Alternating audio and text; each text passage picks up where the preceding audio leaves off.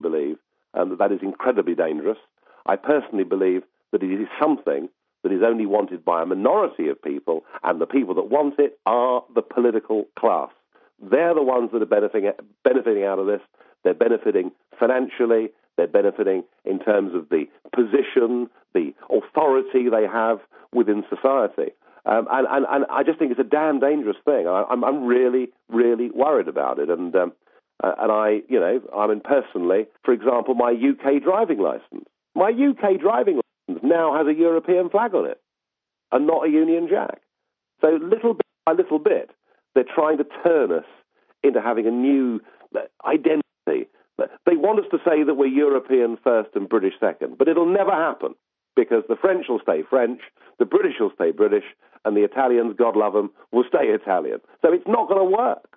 Well, this is the point, that this tramples on heritage and goes against the will of the people, and this is being done in a very insidious way, almost not an enslavement of the people, but almost an enslavement of the people, literally in a communist police state, correct? Absolutely. I mean, there is a debate. Is this a sort of left-wing form of government or a right-wing form of government? But I do think that the European Union is now beginning to show signs, strong signs of resemblance with what was the Soviet Union. You know, I mean, we haven't got a Politburo, we've got a European Commission. We're beginning to crack down on anybody that has an alternative opinion. We are insular. We are protectionist. The EU has a loathing of America. I mean, a deep loathing of America exists within those Brussels institutions. Believe me, after 10 years, I know how these people think. So, yeah, it is statist. It believes that we must regulate absolutely everything that moves, which is why we now have an EU rule book for British businesses that is now 120,000 pages of close-type legislation, and we wonder why our economies are falling behind America and everywhere else. It really is. It is the statist model. It is the victory of bureaucracy over democracy, and it will lead, I predict confidently, to tyranny unless we, the people, are able to assert ourselves, unless we, the people, are able, and Britain's got to give the lead in this. We've got to force our own politicians in Britain into giving us a referendum on this issue. And, you know, I mean, if the British people in a referendum said, look, we don't care anymore, we've had enough of being British, we don't want a parliament, we don't want democracy, we happen to be governed by these institutions, I wouldn't like that result at all, but at least the people would have chosen. What's happening now is this is being imposed upon us by career politicians who care nothing for the country, who care nothing for their constituents, who appear not to have a conscience even, and they're doing it in their own self-interest. And that is my great battle. My great battle is to make sure that we frighten the British establishment into giving us a referendum on this issue. And we are making progress. You know, on June the 4th this year, we had a national election across the entire UK, and the UK Independence Party, UKIP as it's known, a party that's only been around for just over a decade, we came second across the entire United Kingdom. We beat the governing Labour Party, we beat the Liberal Democrats, and for a party like ours to have come second in a national election shows you that we are beginning to connect with the voters out there in a way that the old parties can't. Right, but Nigel, let me stop you there. That's the problem. You're becoming a problem. You understand you're becoming a problem because you're making this great headway in the polls. You guys are having this terrific success. And quite frankly, you're creating problems for this agenda. Yes, we are creating huge problems for the European agenda. And we're also creating problems in Britain because, you know, we've had, I'm afraid, successive Conservative and Labour governments whose leaders are signed up to the European project. And yes, they don't like what we're saying. And yes, they don't like what we're doing. And hoist this on board. I mean, the last general election in Britain was in 2005, okay? Labour were elected promising the British people they'd give them a referendum on the constitutional treaty. They broke their promise. The third party, the Liberal Democrats, promised they'd vote for a referendum in the House of Commons. They didn't. They voted against. And the Conservative Party, who've been saying for years, support us and we'll give you a referendum, Mr. Cameron has now said that, sadly, there won't be a referendum. I mean, this is, you know, I'm almost not even blaming the people in Europe. I mean, much as they're awful and what they're doing in Brussels is terrible, But it's our own politicians in Britain, our own careerists in Britain, who've led us to this mess. And I'm even angrier with them.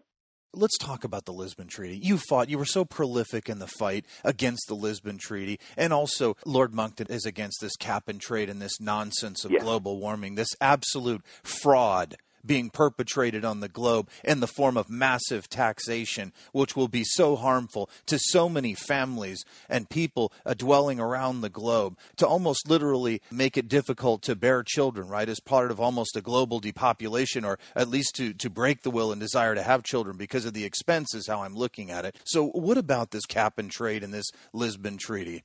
Well, I mean, the Lisbon Treaty itself is effectively a piece of legislation that is an enabling act for the European Union to take whatever powers it wants. It imposes a court, a political court in Luxembourg, that ultimately will decide not just how we do business, but what our abortion laws are, what our euthanasia laws are. I mean, you know, our whole life. But of course, one of the great things that the EU now says is we have to have an EU because we have to fight global warming. And it's from the global warming agenda that we've got these crackpot cap and trade schemes, and we've got a new system of taxation where we're just punishing ordinary working families. You know, we're making it more expensive for them to go on a holiday. We're making it harder for them to buy themselves motor cars. And all of this being done in the name of reducing CO2 emissions. And we've known since Kyoto that it actually makes no difference. It's not going to reduce CO2 emissions. And we know since Kyoto that actually the global temperature has cooled since 1998 and not warmed since 1998. And I think climate change, global warming, is being used by the same people that are pushing this kind of supranational EU government. They're using global warming as a means to tax us, as a means to control us. And sadly, too much of the media, certainly here in Europe, and I know that in America there's been more criticism, but so much of the media has just been taken in by this agenda. But again, we are beginning to fight back. And Lord Monckton, who you mentioned, who was a very brilliant man, and I'm pleased to announce that as of today, Lord Monckton has joined the UK Independence Party, and he'll be our national spokesman on climate change and cap and trade. Ah, fantastic. And we're delighted and proud to have him. He's a very, very brilliant, brave man. Fantastic news. It's good, isn't it? Yeah, I'm really pleased. Didn't know that, and you made my day with that. No one did. This is the first interview in which I've said it. Well, that's absolutely outstanding breaking news, and I'm glad we could put it out on this network. Yeah. Let me ask you, Nigel, about something that's quite disturbing here in the United States, and I'd like you to address it on the European side. The loss of freedoms in the United States and the developing police state that we're beginning to see here in the United States, and the fact that they have repealed the law that allowed them to use U.S. troops on U.S. soil against U.S. citizens, and the fact that they are training in large numbers U.S. troops in Texas at the moment to use, and the number continues to grow, against U.S. citizens in any type of civil disturbance. As you look around, Nigel, and you see these loss of freedoms taking place in Europe, and you see the police state beginning to envelop the people, what are your thoughts as you see that? I mean, is it the twilight of the Europe that used to be, and we're fading into what is the horror of today? Before I got involved in politics, I was a businessman. I worked for several American financial services companies, and I traveled extensively across America and across Europe. And one of my hobbies, one of my interests, has been to go and visit the battlefields that exist in Europe. You know, and I'm talking about the Somme and the D-Day beaches and all of these things. And, you know, for people that haven't been and seen Omaha Beach and these places, my word, they do take your breath away. And when you look at the sheer scale of sacrifice that had to be made to defend basic freedoms and basic liberties, to see those things being thrown away by our current politicians as we move into what is now openly called in parts of Europe the post-democratic age. It's a phrase that really should send shivers down people's spines. And, you know, there's always a reason, isn't there? There's always a reason. People cite safety and they cite security and they cite the war on terror or whatever else it may be.